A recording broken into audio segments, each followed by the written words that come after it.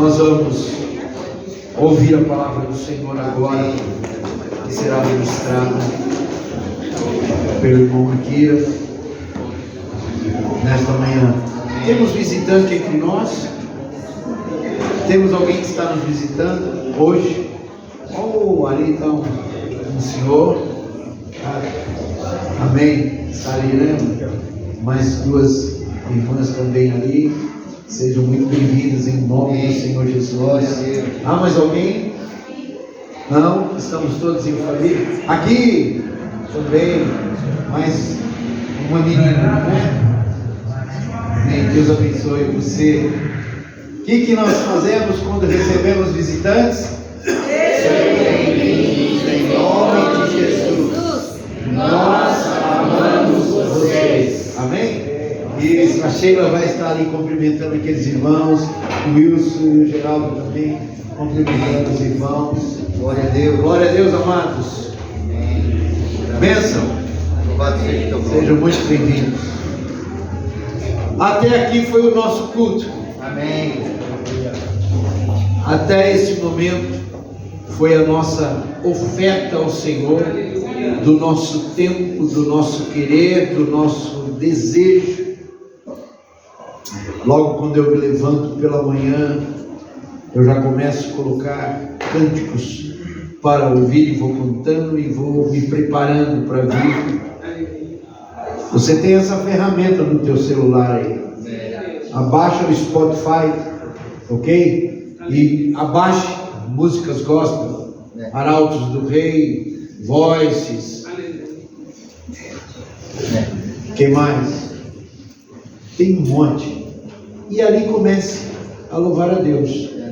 Comece a cantar junto, comece a se preparar. Ali começa o teu culto. Ou ontem, sábado, já começou, quando colocou no desejo do coração de estar aqui hoje.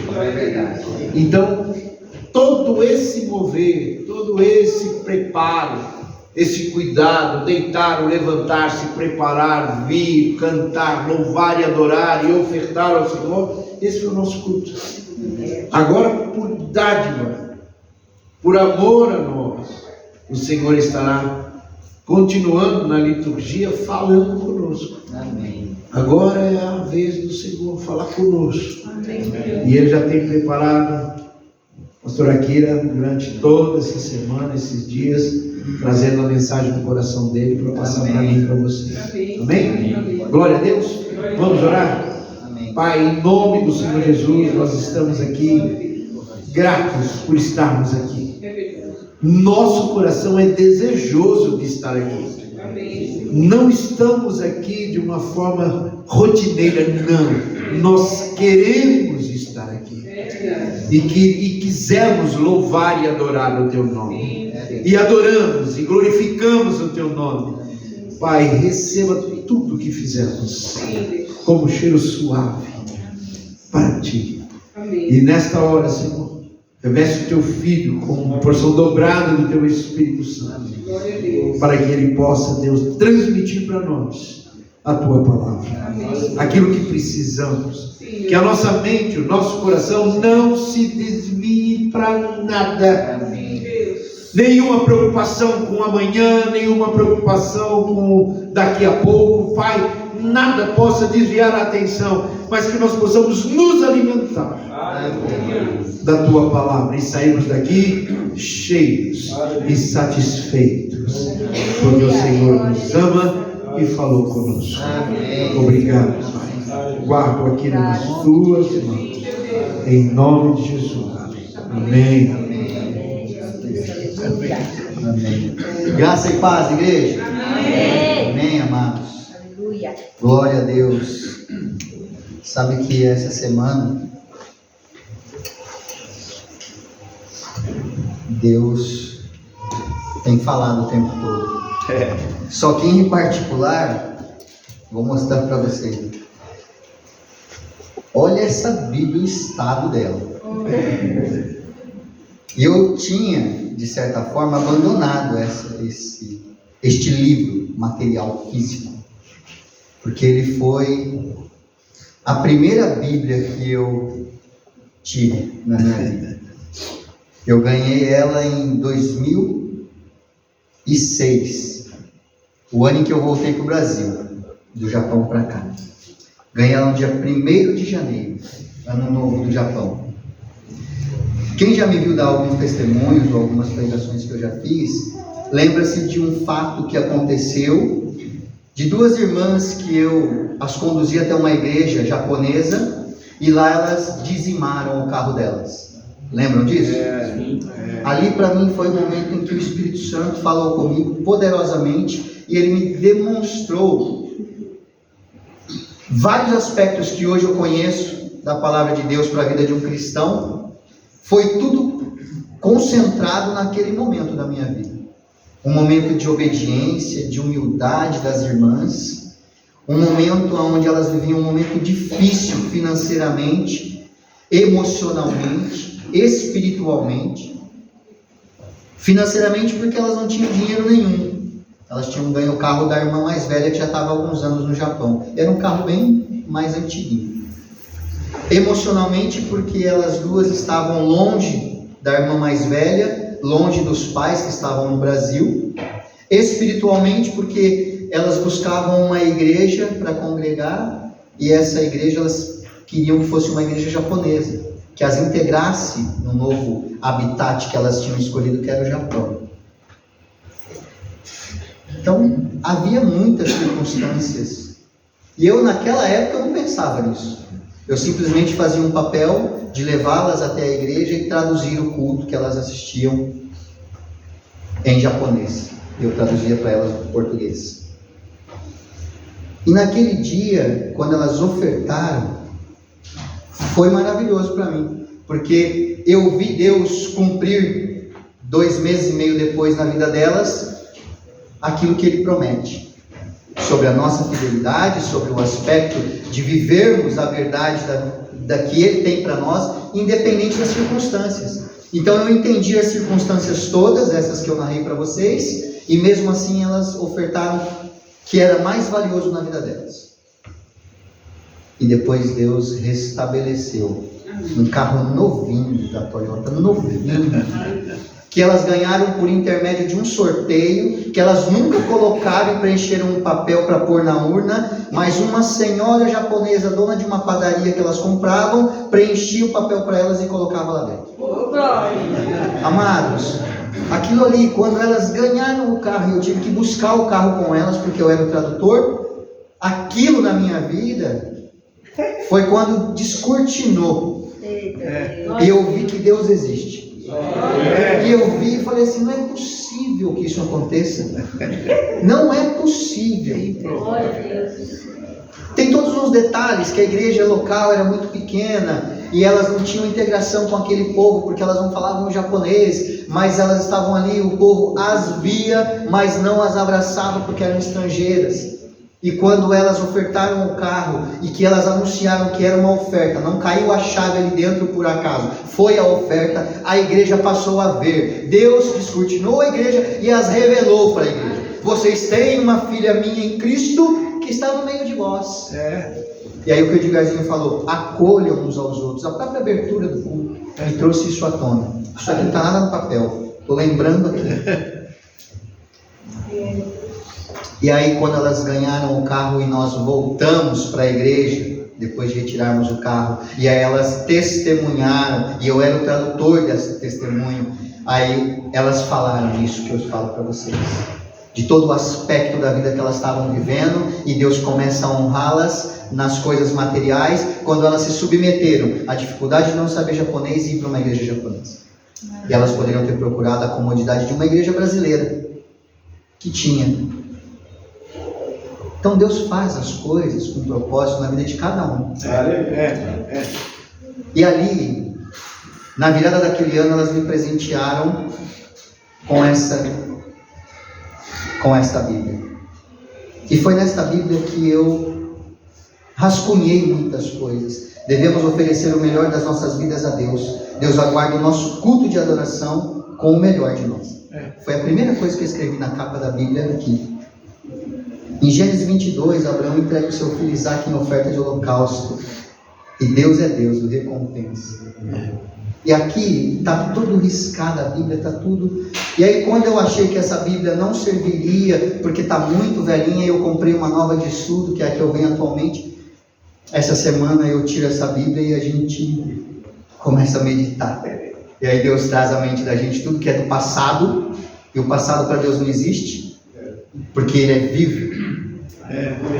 E para nós, a gente vive presente, passado, futuro, tudo separado. Só que na nossa vida, Deus pega as coisas do passado e hoje Ele faz novo. E foi assim na minha. E eu sempre aguardo a confirmação de Deus de que o que eu vou pregar e trazer para os irmãos, de verdade não é coisa do meu coração. E Ele só faz isso aqui. Eu já falei isso outras vezes, mas é incrível. A abertura do culto. O Edgarzinho poderia ter aberto o louvor, a ministração, sem ter dito nada. Mas ele disse duas palavras que eu vou falar e que para mim é uma confirmação, porque assim, ele poderia ter usado qualquer palavra. Ele usou a palavra, o resultado. O resultado, amados, na nossa vida não importa. Importa que a gente adore a Deus todo o tempo, de todo o coração. E aqui, o que eu ia dizer é que, de fato, o resultado não importa. Porque a nossa parte não é fazer e produzir o resultado, isso é de Deus. A nossa parte é obedecer. Amém? Obrigado, Edgarzinho. Obrigado, Espírito Santo, porque... Obrigado, Deus. O Senhor está neste lugar. Este lugar é templo do Senhor. É consagrado a Ti, ó Pai. É onde os Seus filhos, Seus servos, Seus adoradores se reúnem para cultuar, entender cada vez mais de Ti, estar em comunhão com o Senhor, ouvir o que o Senhor tem para nos alertar, para nos exortar, para nos amar, para declarar o Seu amor mais uma vez a nós. E é neste templo físico que a Tua voz se levanta nas nossas vidas. É neste templo que todas as pessoas que passam à frente da igreja, elas reconhecem que aqui o Senhor se revela. Mas o Senhor vai muito além. Obrigado. E diz que o templo do Senhor, representado pela pessoa do Espírito Santo, somos nós. Cada ser vivo é templo do Senhor.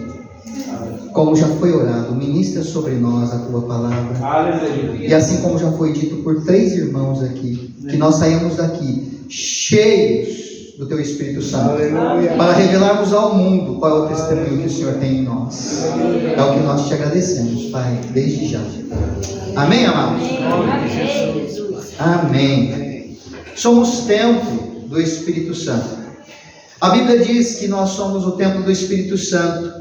Isso significa que o próprio Deus, na pessoa do Espírito Santo, habita em nós. Para entendermos isso corretamente, devemos entender 2 coisas antes.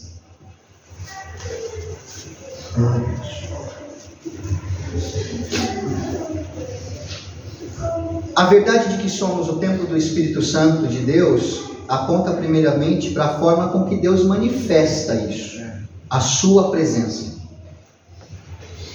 E aí, como na oração eu tinha citado, a igreja, a nossa igreja, templo, 4 paredes, teto, telhado, ela representa para nós um lugar santo, onde Deus nos reúne em comunhão. Amém? Amém. Para Ele não importa o estado físico dessa matéria, mas importa o que Ele faz de fato aqui dentro. Ainda que a nossa igreja pareça um pouco mais velhinha, desgastada do tempo, ou igrejas esparramadas pelo mundo assim, muito antigas, que não tem condição de ser restaurada, não é pela condição do prédio, mas é pela condição da igreja, corpo de Cristo que está ali dentro, é que Cristo se revela. É que Deus se manifesta com porção do Espírito Santo. Existem igrejas e prédios gloriosos que não geram vida, não geram restauração. Em alguns momentos, pela grande misericórdia e amor, Deus se manifesta ali. Mas não se consagra ao nome de Deus, não se adora verdadeiramente. Existe por trás, no sentimento do homem que faz isso, um sentimento contrário. ao que a Bíblia nos pede, a que Deus nos ensina, que é sermos verdadeiramente adoradores. Mas o templo significa isso. Lugar onde o Deus verdadeiro se manifesta. Então aqui é um prédio consagrado. Muitas e quantas vezes nós fizemos consagrar esse prédio, abençoar essa construção, para que todo aquele que entra aqui saia renovado. Amém. Né? Mas a gente sabe que ao entrar aqui, o que renova ele é a presença do Espírito Santo. É isso. Então, a verdade de que somos templo do Espírito aponta primeiramente para isso. A forma física de um prédio onde Deus se manifesta. E era assim no Antigo Testamento, não era? Lá no deserto, quando Deus fala com Moisés e fala, olha, erga um tabernáculo. Depois lá com Salomão, né? Então, os templos foram erguidos todas as vezes que Deus pediu.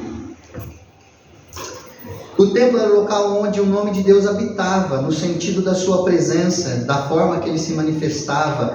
E olha só, da forma que Deus enchia o templo com a sua presença.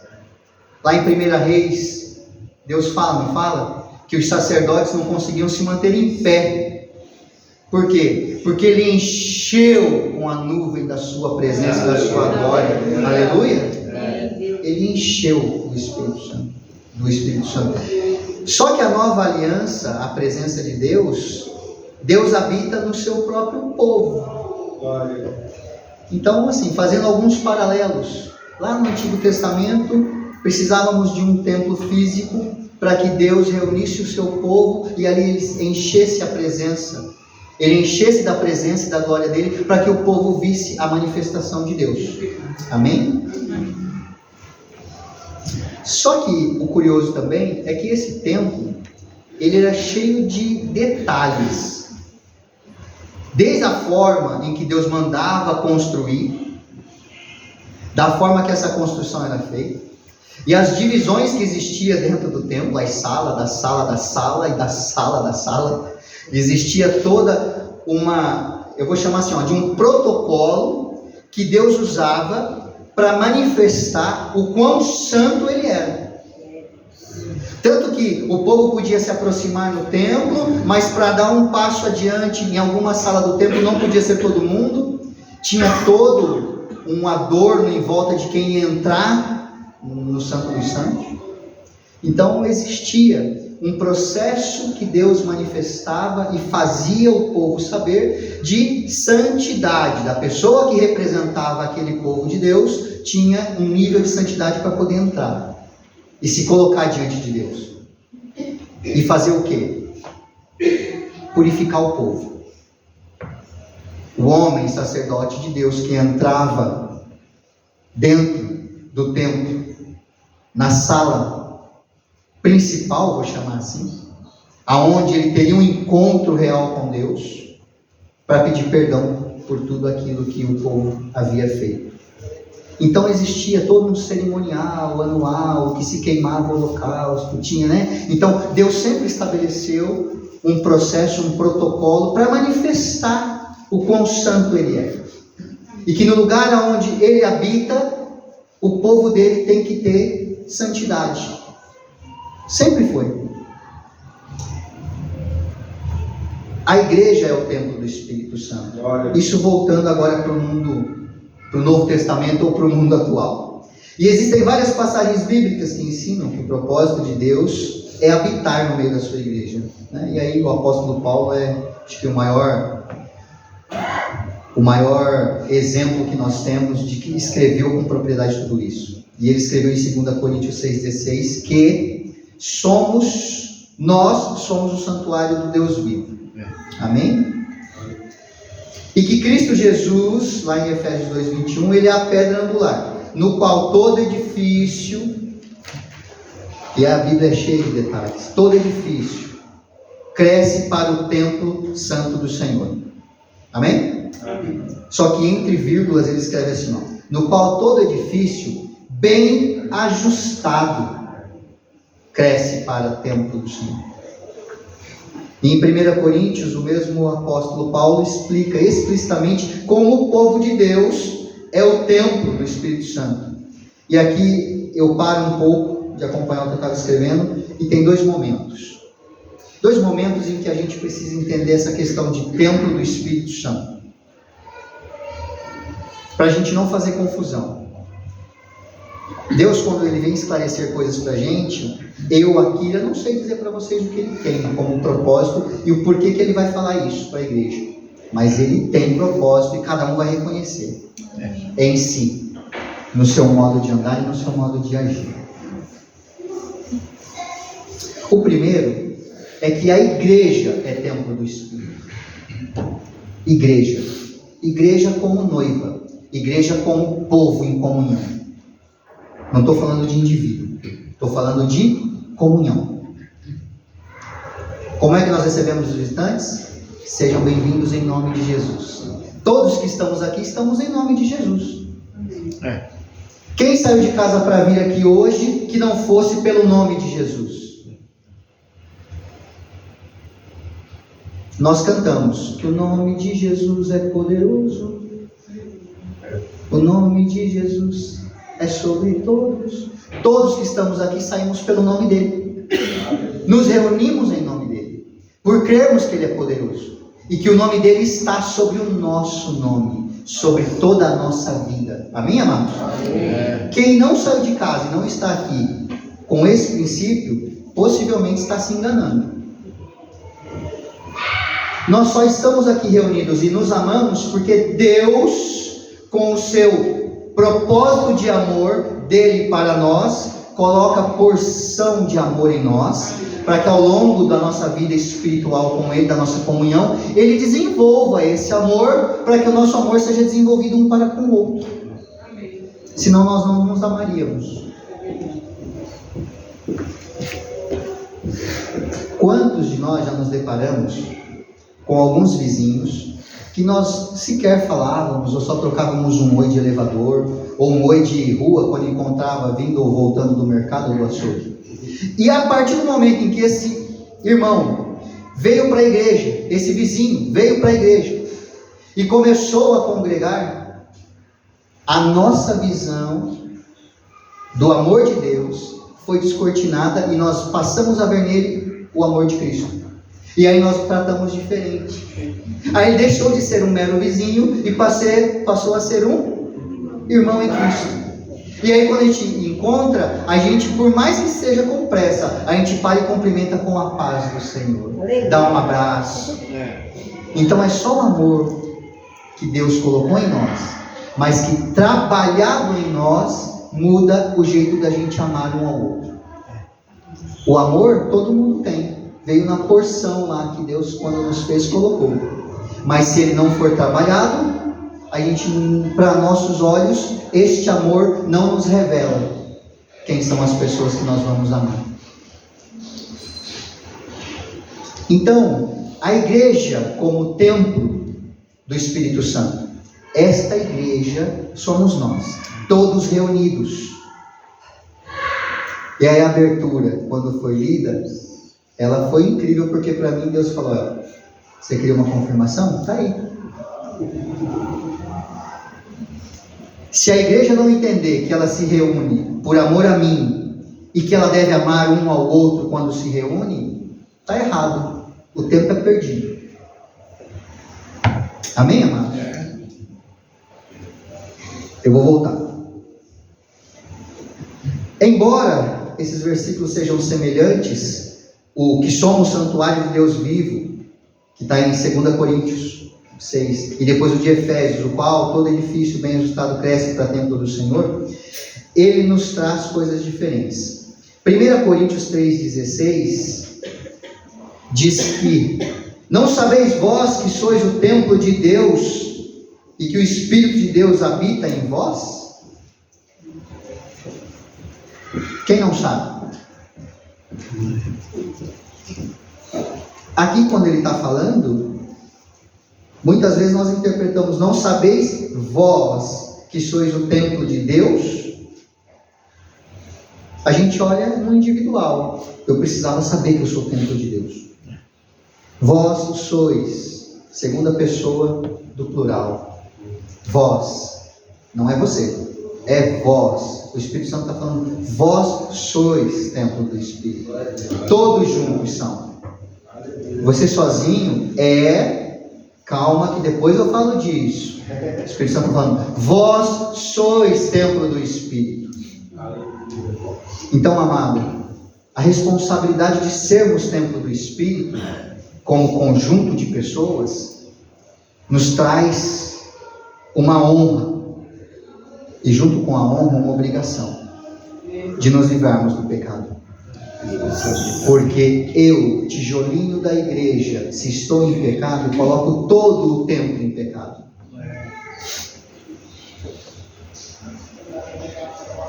Amém? Amém. Deus vai falar algumas coisas aqui a respeito disso. Mas o primeiro contexto é esse. Não sabeis vós que sois o templo de Deus e que o Espírito de Deus habita em vós? Só que na sequência, Coríntios 3,17, ele ainda diz: se alguém destruir o templo de Deus, Deus o destruirá. Porque o templo de Deus sois vós, que sois vós é santo. Então ele espera a santidade do templo, não como pedra, não como tijolo, mas o templo igreja. Se alguém destruir o templo de Deus, Deus o destruirá, porque o templo de Deus, que sois vós, é santo. E aí muitas pessoas interpretam esse versículo de forma completamente equivocada, pois não entende que o foco que o Espírito Santo levou o nosso irmão Paulo aqui, continua sendo a comunidade dos redimidos. É olharmos para vós sois, vós, olhar para o vós, somos nós, conjunto. Quando o apóstolo adverte sobre aqueles que procuram destruir o templo do Santo Espírito, ele se refere a todos que se dedicam a afrontar, a corromper, a se opor propositalmente à igreja, seja por falsa doutrina, ou seja por um modo de vida mundano, disfarçado de cristão, que busca influenciar os membros do corpo de Cristo ao erro. E aí, para mim foi quando Edgarzinho falou sobre religião e religiosidade. Deus para mim confirmou aqui. Vai lá. Eu não tinha preparado nada de religião e religiosidade, mas Deus, que é o dono dessa verdade, que revelou a minha porção dela, coube colocar na boca do Edgarzinho. Quem está dentro da igreja e vive de religiosidade, está perdendo tempo. Está levando e subjugando a igreja a praticar coisas que Deus não está pedindo. Está tirando o templo do Espírito Santo, que somos as pessoas, está tirando do foco do Espírito Santo. De repente está falando que o importante é ter cadeiras no altar. De repente está dizendo que o importante é eleger pessoas santas para sentar no altar. De repente está dizendo que a vestimenta adequada é que vai tornar o culto de adoração verdadeiro. E não é. Cada um hoje se pôs com a melhor vestimenta, aquela que conforta o seu corpo, que o aquece, mas dedicou o seu visual. Quando olhou para o espelho, possivelmente imaginou: eu estou digno de estar diante de Deus? Por mais que seja simples a roupa. Porque a roupa é religiosidade. Amém? Quem age assim não ficará impune. Ao contrário, o próprio Deus o destruirá. Porque aquele que se levanta contra a igreja se levanta contra o próprio Deus que habita nela. A igreja é propriedade exclusiva de Deus. Ela é santa em Cristo Jesus, separada do mundo. E Deus protege e destrói os seus inimigos. Amém? Isso não é verso bonito que eu escrevi, não. 2 Coríntios 6, 16, 14 e 16. É Deus falando para a igreja. Você que compõe a igreja de Deus, o templo do Espírito Santo, como está? O que você tem vivido? A religião, que é aquilo que Deus coloca no nosso coração? Ou a religiosidade? O faz de conta bonito para mostrar o mundo cristão? Edgar ainda falou que nós somos pequenos, nós somos nada, nós somos o pó. Deus é grande.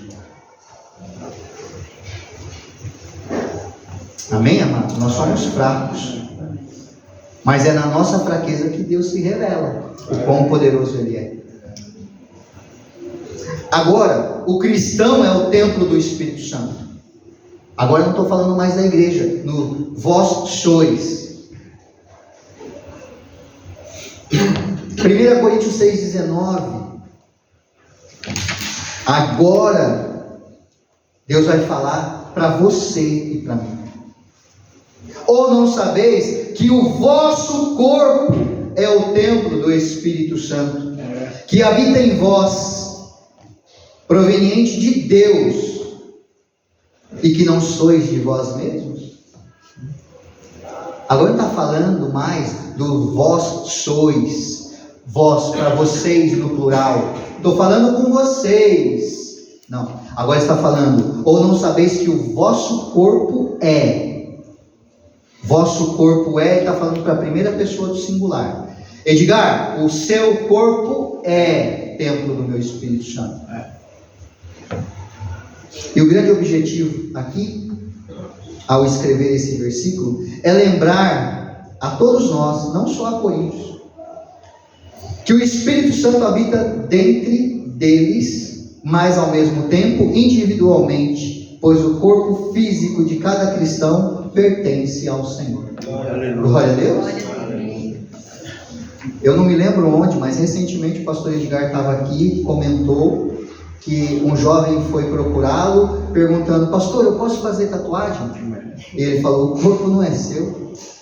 Se você entender que o corpo não é seu, esse corpo tem um dono, pergunta para o dono do corpo, porque você vai ter que dar cabo desse corpo de volta para ele. Se ele deixar, você faz. Se ele não deixar, você não faz. Amém? E quantas coisas interessantes a gente poderia dizer. Mas aqui o interessante é saber que dois termos poderiam traduzir isso. E eu trouxe muito mais a título de curiosidade, depois cruzar com o que a gente vai dizer. Dois termos gregos, tá? Um deles pode ser traduzido como templo, e o primeiro é hieron, que indica todo o complexo que forma o templo em geral. Por isso que eu falo lá no Antigo Testamento, quando Deus fala para construir, Ele dá detalhes da construção, porque vai existir todo um protocolo, e através desse protocolo Ele vai revelar o que Ele espera do povo, do sacerdote e de toda aquela cerimônia que envolve demonstrar a santidade de Deus. Amém? Amém. E no qual nós temos conhecimento por ler e estudar. Nós não vivemos aquela época, seja de Moisés, Salomão e de quem quer que tenha sido, mas nós estudamos e entendemos isso, amém, amados? Que Deus, Ele ordenava que os homens criassem o templo. Criar no sentido de construir, para que ali Ele manifestasse a glória dele. E os homens entendessem, através da manifestação física, a glória de Deus, o poder de Deus. Amém? Então esse é o primeiro sentido do templo. Já o segundo é naos, e refere-se especificamente ao templo em si, ao lugar mais sagrado. No templo de Jerusalém, esse termo indicava o local onde ficava o Santo dos Santos, o lugar santíssimo, que para os judeus era onde Deus habitava com o seu povo. E aí tem Êxodo 36 que fala disso. Depois eu vou pedir permissão aos irmãos, eu vou ler no final, só para vocês entenderem esse contexto todo, eu vou ler Hebreus. Mas agora não. O apóstolo Paulo utiliza justamente esse segundo termo, naos, para indicar que é o corpo individual de cada cristão, que é templo do Espírito Santo de Deus, aonde hoje ele fixa a residência. E sem dúvida, muita gente não compreende o tamanho dessa honra e tudo que envolve ser residência do Espírito Santo. Olha só, aí eu grifei aquilo que eu pensei no dia. Palácios e mansões esplendorosas podem servir de habitação a reis, príncipes, celebridades, pessoas importantes, mas apenas o corpo daquele que foi redimido por Cristo é que pode servir de morada para o Espírito Santo. Não importa. E aí de novo eu volto no Edgarzinho. Quando ele teve a passagem com aquela pessoa que se sente à vontade de se abrir com ele, ele fala: Edgarzinho, como é isso? Estou muito feliz pela pessoa que se converteu e está no meio, está com Jesus. Mas para mim eu já não sou mais, não tem mais salvação. O meu caso é perdido. E aí, sabiamente, o Espírito Santo coloca: não importa o tempo em que Deus vai tocar o seu coração. E você não precisa limpar tudo e fazer tudo. Você só precisa aceitar Jesus. O primeiro passo é aceitar. É reconhecer que Jesus Cristo é seu Senhor e Salvador. E depois dizer: Senhor, lembra-te de mim. Eu fico imaginando se um dia nós, que fazemos ministração na igreja, fôssemos falar assim: ó, eu vou pegar aquela palavra, Senhor, lembra-te de mim. O que significou para Jesus Cristo o que o ladrão da cruz falou quando ele falou assim: ó, lembra-te de mim. Eu fico pensando, que tamanho de ministração dá isso? Sabe por quê? Porque o lembrar de alguma coisa, banalmente pensando hoje no nosso dia, lembrar é uma coisa de lembrar. Vou lembrar de alguma coisa, porque vou fazer alguma coisa em favor do que eu lembrei. Mas quando o ladrão falou para Jesus: lembra-te de mim, na hora, se você pensar numa produção hollywoodiana, pensa que na mente de Jesus deve ter corrido assim, ó, para trás. Lá no nascimento desse ladrão, tudo que ele viveu, tudo que ele sofreu, e todas as condições que levou ele a escolher, a fazer todas as escolhas que ele fez, tudo que ele errou, tudo que ele deixou de fazer, das vezes que ele ouviu de Cristo e não entendeu, até o momento em que ele está diante de Deus, de Jesus Cristo, e alguém falando mal, um outro amigo dele, que possivelmente andou com ele nas andanças mundanas dele, e condenando a Jesus, e sarcasmo de Jesus: tira-nos daqui se você é o bom. E ele fala: meu Deus, eu estou diante dele, eu nunca vi e reconheci, mas Senhor, eu lembro agora do Senhor, eu te vejo agora, lembra-te de mim. O lembrar talvez seja isso: vai lá no meu nascimento, passa o sangue por tudo que eu vivi, e nesta hora que o Senhor está me vendo aqui, lembra que eu estou arrependido, olha para o meu coração, e aí está salvo. E ele precisou de uma frase, e nessa frase precisava ter um verbo que instalasse a ação de Jesus: lembra-te, lembrar. Jesus, lembra de mim. Olha como Deus é maravilhoso. Você não precisa reconhecer Jesus, limpar-se ao longo dos anos, manter-se santificado ao longo dos anos, para Ele se lembrar de você. Basta você reconhecer que Jesus é o seu Senhor, que o sangue dele tem poder sobre a sua vida para te limpar e no momento seguinte te separar do que é mundo. Se você tiver tempo, com certeza você vai viver uma vida de santificação para ser templo do Espírito Santo. Mas se você não tiver tempo, como o ladrão da cruz não teve, bastou. Não precisou viver religiosidade nenhuma. Precisou viver a religião. Jesus Cristo é o meu Senhor e Salvador. Eis-me aqui, Senhor, lembra-te de mim. Amém, amados? Olha só, Deus se agrada de habitar no verdadeiro cristão por um motivo: por causa da presença santificadora do Espírito Santo. Se alguém se diz cristão, mas ele não tem essa presença santificadora do Espírito Santo, Deus não vai se agradar de estar ali, naquele tempo. E aí eu vou me apossar agora de uma frase do William Hendricks, que diz assim, ó, ele fez um comentário expositivo, é um livro que ele comenta 1 Coríntios, e que ele diz assim: nós não somos os donos do nosso próprio corpo, porque Deus nos criou. Jesus nos redimiu. Este corpo foi redimido por Jesus. E o Espírito Santo é quem faz a sua habitação em nós.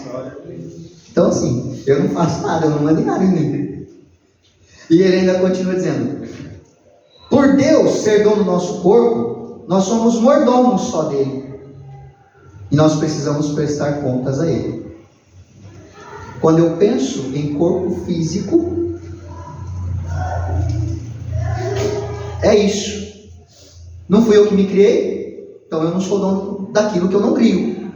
A gente só é dono daquilo que a gente cria. E não fui eu que me criei, foi Deus. E depois que eu tenho o meu corpo físico, e nele todas as atribuições, mente, alma, corpo, coração, pensamentos, emoções e tudo que tem nele, quem redime isso é Jesus, não sou eu. Então eu não posso fazer nada por mim mesmo. Por isso que já é a minha matéria. É Jesus quem faz. E para ele se manter santo da forma para ser templo, eu também não consigo, se o Espírito Santo não habitar em mim. Então eu sou dono do quê? Eu não sou dono de mim mesmo. Olha como é muito mais fácil eu ser dono de alguma coisa que está fora de mim do que ser dono de mim.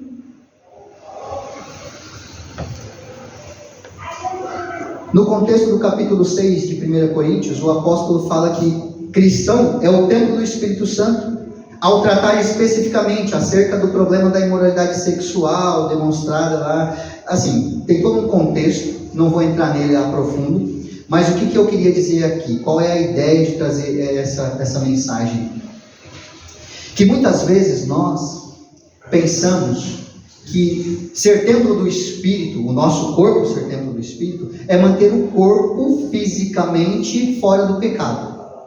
Mas o nosso corpo, toda a nossa constituição, ela é um complexo, é um emaranhado que só Deus conhece, de corpo, alma e espírito. Amém? Para o físico se manter santo, a alma e o espírito tem que estar santo, senão o corpo só é consequência. Às vezes a gente pensa, não, é que o corpo sai à frente e sai fazendo coisas. Não, para essas coisas acontecerem, a mente já pensou, o coração já desejou, o corpo só executa. Amém, amados? Todavia, a mesma verdade bíblica se aplica para todas as práticas pecaminosas. Então, quando a gente pensar em templo santo do Espírito, morada de Deus, onde Deus vai se manifestar, nós não podemos pensar só em corpo físico e só em imoralidades sexuais que representariam o pecado físico do corpo. Não. Qualquer prática pecaminosa que afronte a santidade de Deus e transgrida a sua lei. Tudo aquilo que nós cristãos já conhecemos. A gente costuma sempre dizer que o pecado na vida do cristão é um acidente. E é um acidente por quê? Porque algumas coisas da verdade, dessa lei verdadeira, nem todo mundo conhece. Até que a gente peque, o Espírito Santo nos constrange por isso, e a gente, ao estudar, ao lermos a palavra, ao ouvirmos uma ministração, descobrimos, opa, tem algo que eu estou fazendo que Deus abomina. Deus não considera bom, Deus não abençoa. E aí nós vamos nos tornando maduros. Outra palavra, maturidade espiritual. O Edgarzinho falou da maturidade espiritual. Não adianta. Quando nós somos pequenos ainda na fé, não adianta a gente sentar na roda de escarnecedor. Talvez a gente nem reconheça a roda de escarnecedor e sente no meio dela. Conviva com esse povo. Mas quando a maturidade espiritual começa a crescer, nós começamos a entender e Deus começa a revelar para nós quem são ou quem é o povo santo e quem não é. Quais os momentos da nossa vida a gente está vivendo círculos de santidade e quais os momentos a gente está num círculo que não é santo. quais os momentos eu posso estar no meio desse ciclo não santo, para que Deus me use e eu resgate dali a alma, a vida, a pessoa, o templo que Deus já recrutou para ele. E aí eu penso em mim. E aí eu volto lá no começo do culto aqui, da ministração. Talvez as coisas que eu frisei nessa Bíblia lá no passado, Deus falou, vai lá, pega, vai ter um monte de pequenos textos que você vai ter que falar do tempo em que você não era templo. E que mesmo não sendo templo, eu te revelei o que é ser templo do Espírito na vida daquelas duas irmãs. A partir daquele momento em que você chorou e que você reconheceu que elas seguem um Deus que é fiel, um Deus que elas não vê, um Deus com quem elas não falam audível, mas um Deus que prometeu e cumpriu.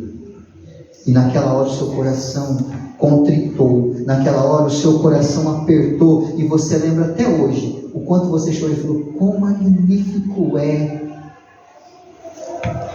E a religião onde eu estou não tem isso.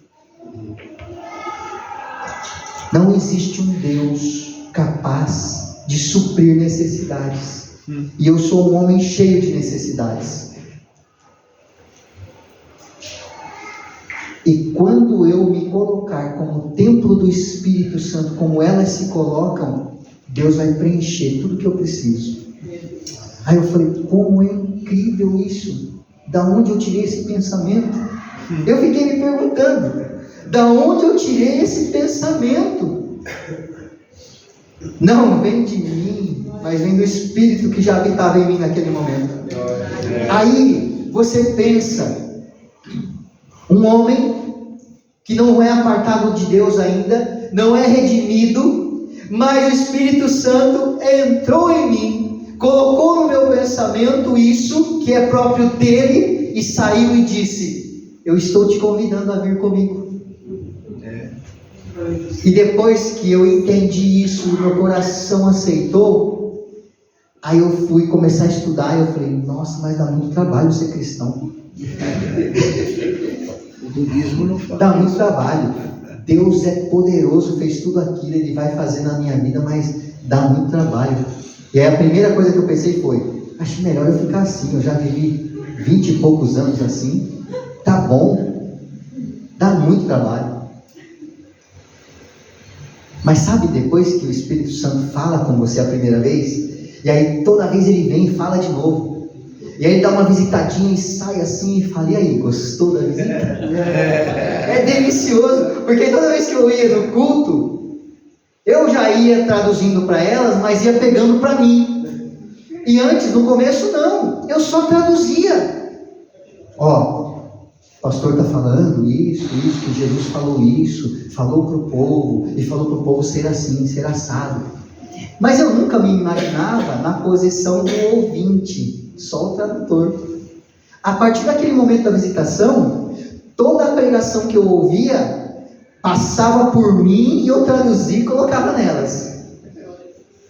Então assim, aí eu fico pensando, abre aspas, mano, como Deus é tremendo. Ele falou tanto comigo, mas tanto. E depois disso, eu traduzia para famílias que precisavam levar o filho no hospital. Assim, era a tradução de todos os tipos, tá, gente? O brasileiro que precisava de uma assistência e não falava japonês, eu tinha que ir. Era dentista, hospital, polícia, em qualquer lugar. E aí, eu via Deus agindo na vida de um monte de família cristã. Eu falava, nossa, mas eu já vim aqui traduzir para eles e eu não via dessa forma.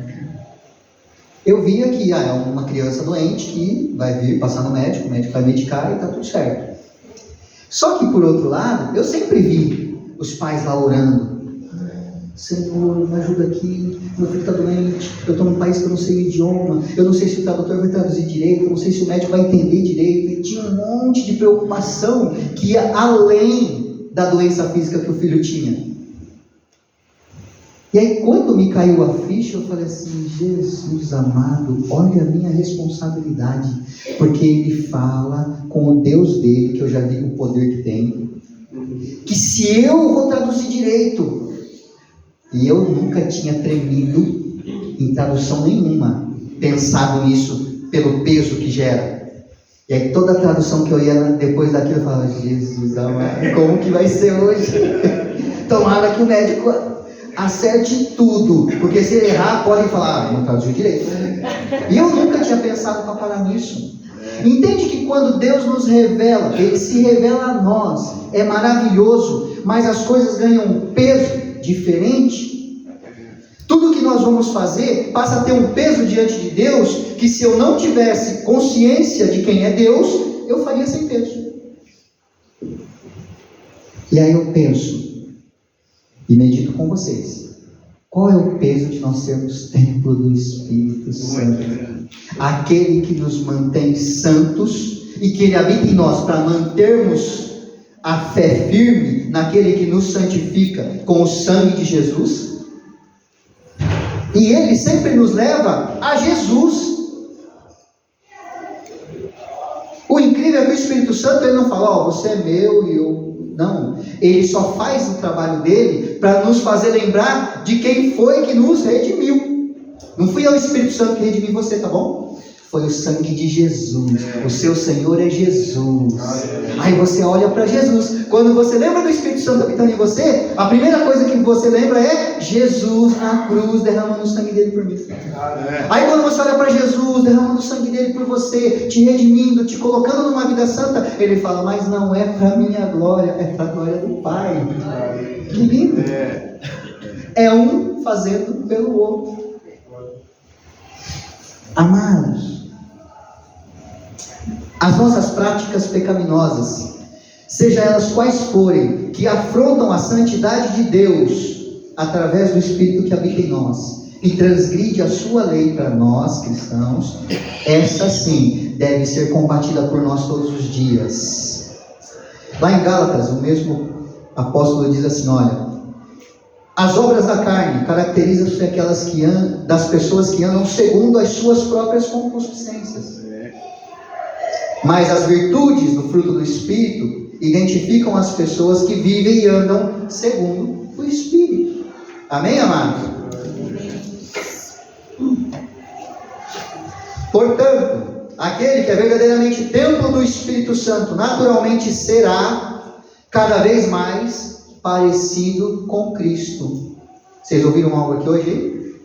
Que nós devemos ser parecidos com Cristo, vivermos segundo a semelhança de Cristo, moldados segundo a ação do Espírito de Deus que vive continuamente dentro de nós, de modo que a santificação seja contínua, até que chegará o grande dia em que a habitação divina no cristão alcançará a sua mais perfeita e plena expressão, quando ele reinará com Deus por toda a eternidade. Glória a Deus. Então, se nós somos templo do Espírito como igreja e também como indivíduo, o que será que Deus busca? O que será que este lugar que é templo do Espírito Santo deve devolver a Deus? Porque eu me reúno com vocês, amados, como igreja, como corpo de Cristo, amém? É assim que nós entendemos. E Deus está falando que este reunião de irmãos, esta igreja, é templo do Espírito Santo. E que nós, ao vivermos de acordo com o Espírito Santo, nós faríamos a vontade dele. E chegaríamos lá no final, ok? Vitoriosos. Mas ao longo então dessa reunião de irmãos, e no meu dia a dia, o que Deus busca? E eu vou falar bem resumido. Lá em Êxodo 25:8, diz assim: os israelitas deverão fazer uma tenda sagrada para mim, a fim de que eu possa morar no meio deles. Amém? Deus falando com Moisés. Um pouquinho mais à frente, Êxodo 29, ele fala assim: eu farei com que a tenda e o altar fiquem santos, e separarei Arão e os seus filhos para me servirem como sacerdotes. morarei no meio do povo de Israel e serei o Deus deles. Eles ficarão sabendo que eu, o Senhor, sou o Deus que os tirou do Egito para morar entre eles. Eu sou o Senhor, o Deus deles. Êxodo 29, 44 e 46. Por que Deus queria que Moisés e os sacerdotes construíssem o tabernáculo? Aí eu já comentei. Porque existia todo um protocolo que Deus queria que o povo entendesse o nível de santidade e queima do holocausto em razão dos pecados que eles faziam. Era um jeito, vou chamar de figurado, de Deus revelar ao homem a relação da aliança que Deus tinha feito com esse homem. Eu vou ser o seu Deus e eu habitarei no meio de vós. Construa um templo e eu estarei ali. Mas no Novo Testamento, não. Então, naquela época de templos, queimava-se o holocausto, fazia todo um cerimonial, e todo o pecado era lavado, e tudo era... Só que no Novo Testamento vem Jesus, aquele que com um único holocausto, para todos sempre. Amém, amados?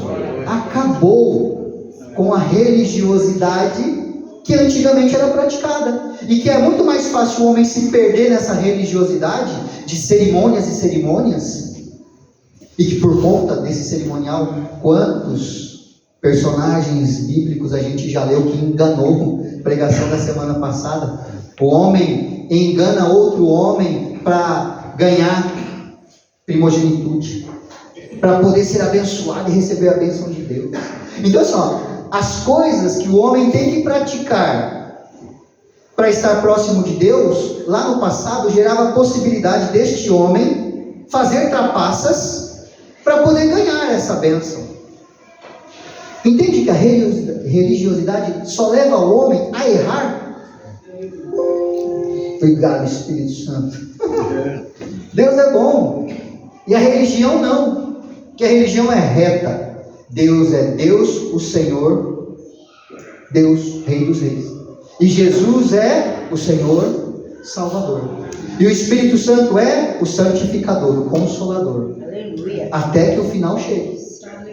Cada um tem o seu papel no seu tempo e cada um faz perfeito. E um faz sempre em função do outro. Amém? Mas se isso é assim, o que eu posso dizer? Deus não mudou o propósito dele para conosco, nem o plano. Ele continua querendo nos libertar como libertou o povo. Ele continua querendo ter relações diárias de Deus Pai para com os seus filhos, assim como ele fazia com o povo antes. Deus quer continuar ensinando a nós, assim como ele ensinava o povo, através de um ou dois homens.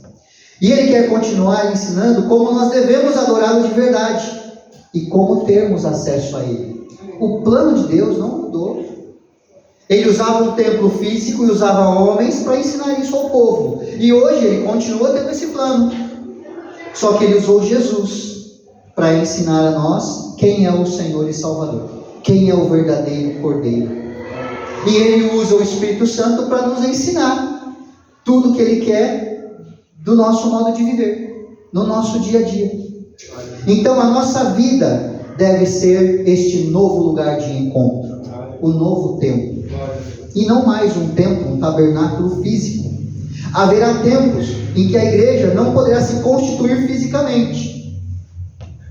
E a igreja perderia então o sentido de igreja? Não. Então, o que Deus requer de alguém que deseja ser o lugar de encontro com Ele? Quais são as regras básicas para aquelas pessoas que desejam adorar ao Rei dos Reis da forma como Ele merece ser adorado? Como é isso?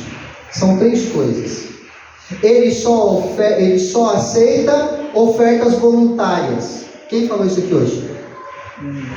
Mano, você foi usado, e aí não dá para não citar. O Edgarzinho, quando falou do louvor da oferta, ele falou assim: aquele que veio preparado, traga a sua oferta. Mas aquele que se preparou e preparou a oferta com alegria. Se você preparou a sua oferta voluntariamente, do seu desejo de adorar a Deus através dela, como uma das formas de adoração, se você colocou alegria no seu centavo que você trouxe, Deus recebe. Aí o irmão Wilson falou, Deus não precisa do dinheiro. Mas o templo como igreja precisa. E Deus usa as ofertas voluntárias com alegria para sustento. Então, o que que procuro ser o lugar de encontro com Deus, eu, Akira, você, unitariamente, que é o lugar onde Deus usa para se encontrar contigo, o que Ele espera? Ele espera de mim, de você, somente a oferta voluntária, nada mais. Amém, amados? Êxodo 25, 1, 2, ele diz para Moisés: reúnam os homens e diga a eles para juntarem as ofertas voluntárias para trazer aqui. Esse eu vou ler.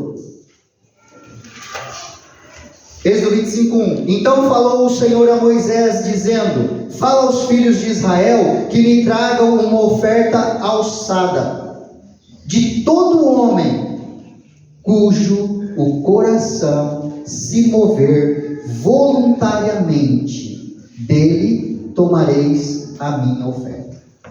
Voluntariamente. Você que é templo do Espírito Santo, Deus espera de você a oferta voluntária. Amados, se a gente fosse ler aqui o Êxodo, não é, na época aqui, a oferta voluntária era tudo, e Deus descreve quais seriam essas ofertas. E que o homem que fosse tocado voluntariamente de ofertar ouro, prata, bronze, e aí ele vem com um monte de uma lista de coisas que poderiam ser ofertadas, era para a construção do templo. Então Deus fala assim, imagina Deus falando para nós assim: irmão Akira, fala para a igreja que eu vou mandar uma lista para vocês de tudo aquilo que vai poder ser ofertado. E eu não vou dizer quem vai ofertar o quê. É o que cada um colocar no seu coração com alegria e voluntariamente traga. Aí na lista vai ter lá assim: coloque o seu carro, coloque todo o dinheiro que você tem na poupança. Só que ele não está pedindo, tá, amado? Ele não pôs nome, mas quem tem poupança que se aliste. Quem tem o carro que se aliste. E vai ter algumas coisas muito específicas na oferta de Deus. O seu tempo, porque não adianta ter os bens materiais para construir o templo e não ter tempo para construí-lo. Então, o que o Espírito Santo falou comigo? Ele só aceita ofertas voluntárias. E aqui eu não quero me resumir ao dinheiro e nem a coisa física, mas você que é templo do Espírito Santo, que é lugar de encontro com Deus, você é lugar de encontro com Deus. Deus vem através do Espírito Santo, faz morada para falar com você. Ele está pedindo para você ofertar voluntariamente a Ele. Se não for voluntário, se não for com alegria, não oferta, melhor não ofertar. Amém, amado? E o que Ele quer? Se o templo já é o meu corpo, se o templo sou eu, não precisa construção. Precisa dinheiro para me construir como templo? Precisa de algum ouro, de alguma coisa para me construir? Precisa de algum tecido para fazer o véu? Não. Qual é a oferta voluntária que Deus quer de nós então? Qualquer coisa que não é oferecida gratuitamente a Deus, Ele não recebe. Ele só quer o louvor sincero e genuíno do seu povo. Ele só quer o coração deste templo, que é dado livremente e com alegria. É o nosso louvor, o nosso coração dado a Ele de volta com alegria. É só isso que Ele quer. Se você é rico, se você é pobre, se você tem roupas bonitas ou não, não importa. Ele não está olhando se você colocou um brinco de ouro ou um brinco que veio no doce. Não importa, amado. Deus quer o seu louvor e o seu coração. Segundo, Ele só aceita coração adorador. Na primeira, Ele fala o coração e o louvor. Mas agora o coração tem uma condição, tem um coração adorador. E todos os que de fato queriam, voltaram trazendo uma oferta para o Senhor, a fim de que a tenda da presença de Deus, o Senhor, fosse construída. Então, se Deus espera de nós, que somos o templo, onde Ele encontra conosco, Ele quer o nosso louvor e o nosso coração, agora ele vai um pouco mais a fundo e diz assim, ó, eu quero um coração adorador, para que o templo seja construído. Eles trouxeram tudo que era necessário para adoração, desde a construção das paredes até as roupas dos sacerdotes. Êxodo 35. Amado, Deus não apenas deseja mover o intelecto em nós, mas também mudar as nossas emoções. Cara, Edgarzinho foi muito usado. Se você é alérgico à emoção, você está no lugar errado. Porque a igreja é um lugar de emoção. Todo mundo falando, aqui é o pastor chorando. E daí? Sabe por quê? Porque Deus, quando faz as coisas, eu vejo a preciosidade, o cuidado, e isso vai lá no fundo do meu coração. Não sei se vocês sentem isso, mas ele vai lá no fundo. E aí volta, quando ele volta pelo canal da minha via respiratória. E ele volta inflamando a minha narina, que ela começa a escorrer na hora, sabe? E aí a via respiratória que faz ligação com os olhos, lacrimeja. É um negócio emocional que fisicamente atua em mim. Cara, isso é demais, eu podia ser médico cientista, cara. Não é, mas é um negócio que eu percebo quando Deus faz em mim. É maravilhoso quando a gente tem detalhe daquilo que Deus age no nosso corpo físico, quando nós nos prestamos a Ele. E por que eu falo que é lugar de emoção? Porque o nosso corpo físico vai ser destruído. Em algum momento a terra vai comer e vai virar pó. Lá no final, Deus vai restituir tudo, Deus vai glorificar tudo, mas até lá o nosso corpo não significa muita coisa, porque ele é matéria destrutível. Mas o que tem na minha emoção, na minha alma, no meu espírito, este vem de Deus. Se eu deixo o Espírito Santo habitar em mim, o fruto do Espírito Santo vai gerar em mim as melhores emoções. Não importa a tribulação que eu estiver passando, a firmeza e a convicção da minha fé vai levar a eu viver esse momento de tribulação com emoções equilibradas, firme de que Deus é comigo. Vai demorar? Pode demorar, mas vai passar. Nós temos aquele dito nosso popular que Deus não dá nenhuma cruz que a gente não pudesse carregar, mas na hora que está carregando todo mundo reclama. Então não. Se Deus dá a cruz que você consegue carregar, então carrega sem reclamar. Porque senão o coração não é puro. Aquele coração adorador não é o coração verdadeiro adorador que Deus está buscando. Só é um coração que de vez em quando lembra, mas de vez em quando esquece. E não é esse coração. Então o sacrifício, olha só, o nosso Deus é um Deus que trabalha as nossas emoções. Ele deu o seu Filho de uma maneira tão apaixonada por nós, a ponto de próprio Jesus, por amor, se entregar. Não tem como eu viver amor e não viver emoção. Não tem. O amor está diretamente ligado às nossas emoções. E Jesus foi o mais amoroso e apaixonado por nós quando se entregou na cruz. Ele demonstrou todo esse amor por nós no sacrifício, a ponto de nos ganhar para Ele de volta. E aí eu falo, Deus confirmou, porque eu sabia que eu ia ler isso. E aí o pastor Tiago, quando abriu, disse: se Deus quiser salvar as formiguinhas, Ele não podia se aproximar delas, por quê? Porque Ele ia matar as formiguinhas. Se Deus quisesse nos salvar com a própria mão, Ele nos mataria com a glória dele. E o único jeito dele salvar a nós era Ele colocar alguém como nós, no meio de nós, para nos fazer enxergar a Ele, que nos salva. Quem não enxergar, já é. Mas quem enxergou, está salvo. O sacrifício de Jesus Cristo era mais do que um sacrifício físico. O coração de Jesus foi transpassado e quebrado com a finalidade de resgatar as nossas emoções. E Ele faz isso até hoje. Quando eu falo para vocês que eu me lembro das coisas que eu vivi antes de ser cristão, e do contexto, e entendendo hoje aquilo que Deus revelava a mim, eu não entendia e hoje eu entendo, Ele mexe diretamente com as minhas emoções. Ele me faz cada dia mais acreditar nele por meio da emoção que eu consigo entender, que é o amor. Eu via os pais orando pelos filhos e entendia superficialmente que era por conta do amor. Eles não queriam perder o filho. Mas quando eu entendi que Jesus fez isso por mim, é absurdamente maior do que um pai orar por um filho. Eu não posso salvar o meu filho. Eu aqui ainda não posso. Por isso nós oramos a Deus, Wilson.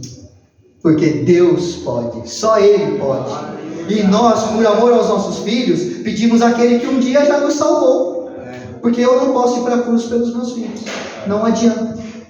Amém, amados? Então é esse coração quebrantado, é esse coração que tudo que você para pensar na sua vida te leva de volta para Deus, o seu Criador, a Jesus Cristo, Redentor, e o Espírito Santo, o seu Consolador. Tudo que você pensar na sua vida tem que te levar de volta para esses três: o seu Criador, o seu Redentor e o seu Consolador, porque são eles que agem no nosso dia a dia até a consumação. É esse coração que reconhece Jesus Cristo em tudo que nós somos e fazemos. É esse que Ele quer. E terceiro e último, o que Deus quer dentro de nós, sendo nós o lugar de encontro que Ele usa para estar conosco. Ele só aceita homens submissos. Amados, aqui na Bíblia tem várias.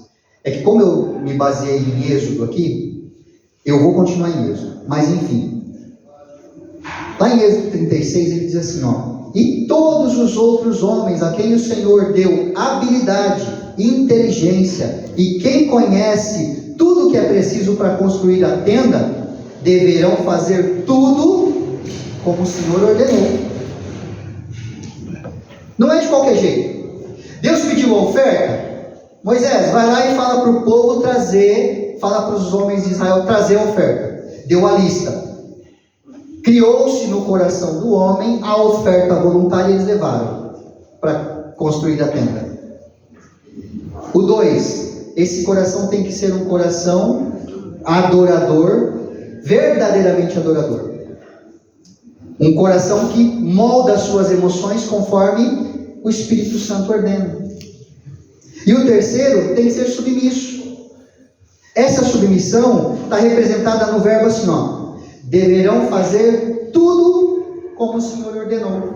Então, tudo que Deus pediu para o homem fazer, tem que ser feito igualzinho ele pediu, no detalhe, não muda.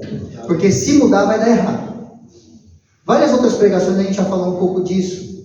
Várias passagens ilustram isso. Quando eles foram transportar a arca, fizeram do jeito deles, deu errado. Quando eles fizeram do jeito de Deus, deu certo. Quando eles foram construir o templo, se construir o templo do jeito deles, deu errado. Caiu, aí tem que reconstruir. Tem que ser do jeito que o Deus mandou. Do jeito que Deus pediu.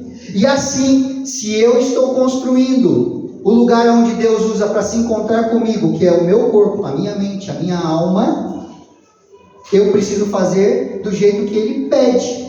Não cria as suas emoções do jeito que você quer. Cria do jeito que eu estou mandando. Amém, amados? Os tabernáculos devem ser preparados por pessoas que estão dispostas a fazer coisas do jeito que Deus quer. Ele só aceita homens submissos, porque ele tem certeza que este homem cumprirá cada detalhe da sua ordenação. O verso bíblico fala sobre sabedoria. Mas o que é sabedoria segundo a palavra de Deus? De acordo com o salmista, sabedoria para ser sábio, é preciso primeiro temer a Deus, o Senhor, e Ele dá compreensão aos que obedecem aos seus mandamentos. Que o Senhor seja louvado para sempre. Amém? O temor do Senhor é se preocupar muito mais com a opinião e a honra dele próprio do que de qualquer outra coisa no mundo. É amar o que Ele ama, é odiar o que Ele odeia. É respeitar e admirar tudo que é devido ao nosso Rei. A sabedoria nos protege da maldade, do orgulho e da loucura. Ela desenvolve a paciência e a humildade em nós e nos ensina a buscar conselho piedoso no próprio Senhor e na sua palavra. Aleluia. A sabedoria segue o caminho de Deus, a tolice segue o caminho que parece ser certo ao homem, mas leva à perdição. E eu quero concluir dizendo que é impossível construir um tabernáculo em nós, um lugar de encontro sagrado entre o homem e Deus, sem o Espírito de Deus. Não. O Senhor disse a Moisés: eu escolhi Bezalel, filho de Uri, e neto de Uri, da tribo de Judá, e o enchi com o meu Espírito Santo. Eu lhe dei inteligência, competência, habilidade para fazer todo tipo de trabalho artístico, para fazer desenhos e trabalhar em ouro, prata e bronze, para lapidar e montar pedras preciosas, para entalhar madeira e para fazer todo tipo de artesanato. Isso está em Êxodo 31. E você pode ter toda a sabedoria e conhecimento, estar cheio de habilidade e excelência para essas habilidades excepcionais, e falar como um executivo, mas se não tem o Espírito de Deus, nunca vai realmente ser um adorador como Deus deseja. E você nunca conseguirá alcançar o coração de quem deseja Deus salvar. A evidência maior na vida de quem prepara o lugar para os homens se encontrarem com Deus é o Espírito Santo estar presente ali, seja na igreja ou na sua vida. Sem Ele, todas as outras qualidades não servem para nada. Através do Espírito Santo, Josué conduziu o povo de Deus na terra prometida. E é pelo mesmo Espírito Santo de Deus que vamos conduzir o nosso povo na presença de Deus, no lugar de encontro com Deus. A presença do Espírito Santo é indispensável, amados. Então, se você quer se tornar um lugar onde muitas pessoas terão e verão um encontro verdadeiro com o Senhor, a resposta, se a sua resposta for positiva, você precisa entender que a sua oferta tem que ser voluntária e com alegria. Que Deus só aceita o coração quebrantado de um verdadeiro adorador e de um homem submisso a Ele. Amém, amados? Glória a Deus. Aleluia. Hebreus, abre Hebreus aí, amados. Hebreus, capítulo 9.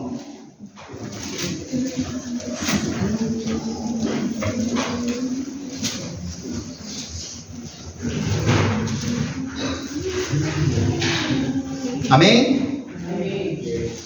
Diz assim: ora, também o primeiro tinha ordenanças de culto divino e santuário terrestre, porque um tabernáculo estava preparado. O primeiro, em que havia o candeeiro, a mesa, os pães da propiciação, ao que se chamava santuário.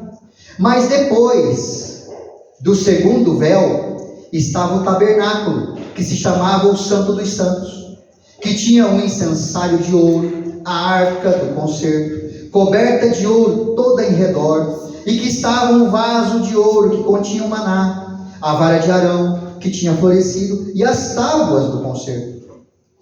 E sobre a arca os querubins da glória, que faziam sombra no propiciatório, das quais coisas não falaremos agora particularmente. Ponto. Ora, estando essas coisas assim preparadas, a todo tempo entravam os sacerdotes no primeiro tabernáculo, cumprindo os serviços. Mas no segundo, só o sumo sacerdote, uma vez ao ano, não sem sangue, que oferecia por si mesmo e pelas culpas do povo. Amém? Dando nisso a entender, o Espírito Santo, que ainda caminha do santuário, não estava descoberto, enquanto se conservava em pé o primeiro tabernáculo, que é uma alegoria para o tempo presente, em que se oferecem dons, sacrifícios, que, quanto à consciência, não podem aperfeiçoar aquele que faz o serviço, consistindo somente em manjares e bebidas e várias abluções e justificações da carne, imposta até ao tempo da correção. Mas, vindo Cristo, o sumo sacerdote dos bens futuros, por um maior e mais perfeito tabernáculo, não feito por mãos, isto é, não desta criação, nem por sangue de bodes e bezerros, mas por seu próprio sangue, entrou uma vez no santuário, havendo efetuado uma eterna redenção. Aleluia. Porque se o sangue dos touros e bodes e a cinza de uma novilha, esparzida sobre os imundos, os santificavam, quanto à purificação da carne, quanto mais o sangue de Cristo, que pelo Espírito eterno se ofereceu a si mesmo, imaculado a Deus, purificará a vossa consciência das obras mortas, para servirdes ao Deus vivo? E, por isso, é mediador de um novo testamento, para que, intervindo a morte para a remissão das transgressões que havia debaixo do primeiro testamento, os chamados recebam a promessa da herança eterna. Porque onde há testamento, é necessário que intervenha a morte do testador. Aleluia! Porque um testamento tem força onde houve morte. Ou terá ele algum valor enquanto o testador vive? Pelo que também o primeiro não foi consagrado sem sangue, porque havendo Moisés anunciado a todo o povo todos os mandamentos segundo a lei, tomou o sangue dos bezerros e dos bodes, com água, lã púrpura, isopo, e a aspergiu, tanto o mesmo livro como todo o povo, dizendo: este é o sangue do testamento de Deus que vos tem mandado. E semelhantemente aspergiu com o sangue o tabernáculo e todos os vasos do ministério. E quase todas as coisas, segundo a lei, se purificam com sangue, e sem derramamento de sangue não há remissão. De sorte que era bem necessário que as figuras das coisas que estão no céu assim se purificassem, mas as próprias coisas celestiais com sacrifícios melhores do que esses. Porque Cristo não entrou num santuário feito por mãos, figura do verdadeiro, porém no mesmo céu, para agora comparecer por nós perante a face de Deus. Aleluia! Nem também para si mesmo se oferecer muitas vezes, como o sumo sacerdote fazia a cada ano, entrando no santuário com o sangue alheio. Doutra maneira necessária lhe fora padecer muitas vezes desde a fundação do mundo. Mas agora, na consumação dos séculos, uma vez se manifestou para aniquilar o pecado pelo sacrifício de si mesmo. E como aos homens está ordenado morrerem uma vez só, vindo depois disso o juízo, assim também Cristo, oferecendo-se uma vez para tirar os pecados de muitos, aparecerá uma segunda vez, sem pecado, aos que esperam para a salvação. Amém? Aí o 10, lá no 19, perdão. Tendo, pois, irmãos, ousadia para entrar no santuário, e que agora não é mais um tabernáculo, somos nós. Tendo, pois, irmãos, ousadia para entrar no santuário, pelo sangue de Jesus, pelo novo e vivo caminho que Ele nos consagrou, pelo véu, isto é, pela sua carne, e tendo um grande sacerdote sobre as casas de Deus, cheguemo-nos com verdadeiro coração, em inteira certeza de fé, tendo o coração purificado da má consciência e o corpo lavado com água limpa, retenhamos firme a nossa confissão de esperança, porque fiel é o que prometeu. E consideremos-nos uns aos outros para nos estimularmos à caridade, ao amor e às boas obras, não deixando a nossa congregação, como é de costume de alguns, antes admoestando-nos uns aos outros, e tanto mais quantos vedes que vai se aproximando aquele dia. Porque se pecarmos voluntariamente, depois de termos recebido o conhecimento da verdade, já não resta mais sacrifícios pelos pecados. Amém? Amém? Senhor, Em nome de Jesus Cristo, eu te agradeço, porque o Senhor vem com a sua palavra e nos orienta. O Senhor nos enche do teu Espírito Santo. Pai, em nome de Jesus Cristo, que tudo que nós ouvimos aqui, desde o início desse culto, o Senhor possa continuar fazendo isso refletir na nossa mente, no nosso coração, no nosso padrão de vida ao longo desta semana que começa. Que a cada dia nós possamos lembrar que o Senhor quer de nós apenas o nosso coração e o nosso tempo voluntário ao Senhor, para que o Espírito Santo, que vai habitar em nós ao longo desses dias, transforme o nosso coração e que nos faça submisso à Tua vontade, para que nós possamos cumprir somente o Teu propósito e não vivermos as concupiscências da nossa vontade. Deus, nos aparta, assim como a Tua palavra nos promete, nos aparta do mundo, mas não nos deixa apartado o suficiente para não testemunharmos da Tua glória, para que haja salvação dos outros que ainda restam. Em nome de Jesus. Amém. Amém. Glória a Deus. Louvado seja o nome do Senhor. Amém. Glória a Deus. É o Senhor. Espírito Santo é tremendo. Sempre é. Sempre é. Eu e você fazemos parte de um só corpo. Amém. O corpo de Cristo, onde Ele é a cabeça. Quem já teve dor de dente aqui? Levanta a mão. É bom ter dor de dente.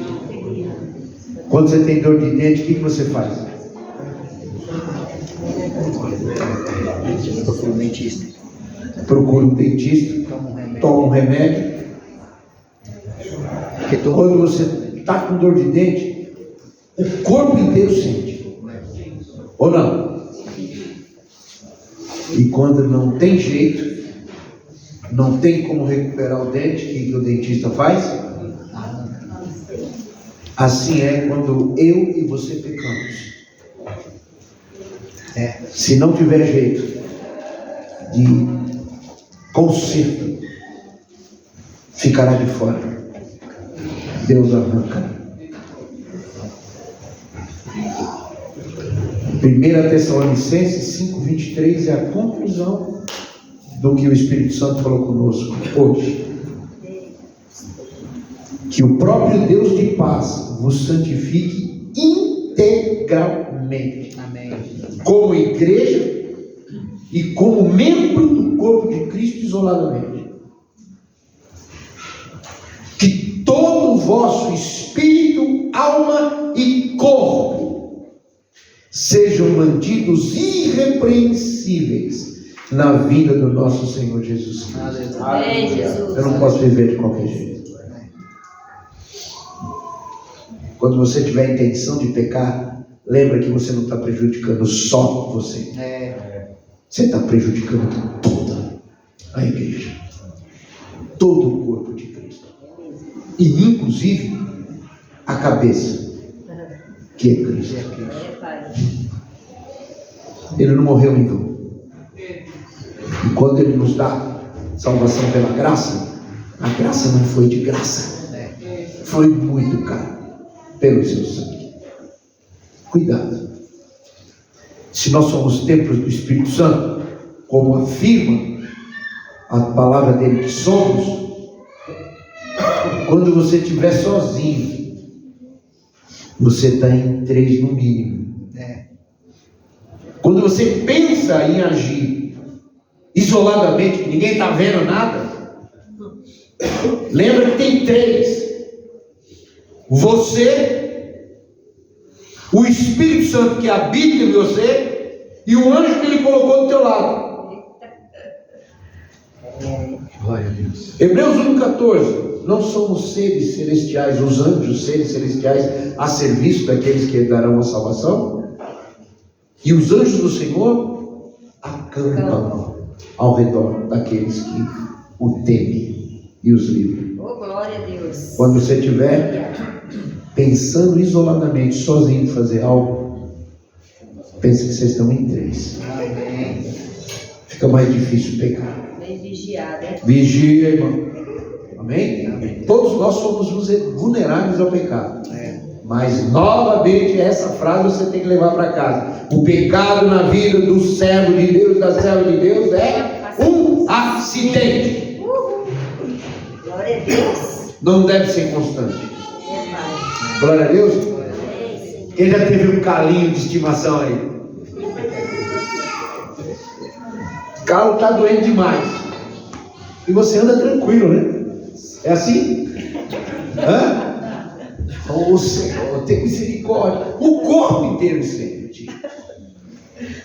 Que nós possamos ser sadios em Cristo Jesus. Amém. Vamos nos ficar em pé.